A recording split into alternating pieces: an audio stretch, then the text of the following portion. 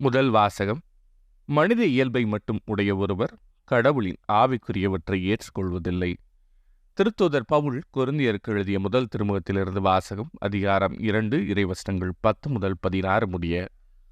சகோதரர் சகோதரிகளே, தூய ஆவியாரே அனைத்தையும் துருவியாகிறார், கடவுளின் ஆழ்ந்த எண்ணங்களையும் அறிகிறார். மனிதரின் உள்ளத்தில் இருப்பதை அவருள் இருக்கும் மனமேயன்றி வேறு எவரும் அறிய முடியாது அன்றோ?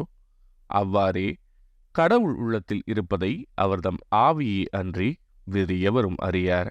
ஆனால் நாம் இவ்வுலக மனப்பாங்கை பெற்றுக்கொள்ளவில்லை, மாறாக தூய ஆவியை கடவுளிடமிருந்து பெற்றுள்ளோம்.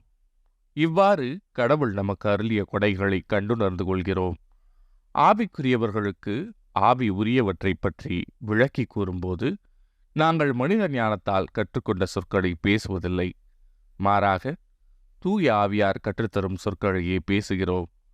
மனித இயல்பை மட்டும் உடைய ஒருவர் கடவுளின் ஆவிக்குரியவற்றை ஏற்றுக்கொள்வதில்லை. அவை அவருக்கு மடமையாய் தோன்றும். அவற்றை அவரால் அறிந்து கொள்ளவும் முடியாது. ஏனெனில் அவற்றை தூய ஆவியின் துணை கொண்டே ஆய்ந்துணர முடியும். ஆவிக்குரியவரோ அனைத்தையும் ஆய்ந்துணர்வார். எவரும் அவரை ஆய்வுக்கு உட்படுத்த முடியாது. ஆண்டவருடைய மனதை அறிபவர் யார்?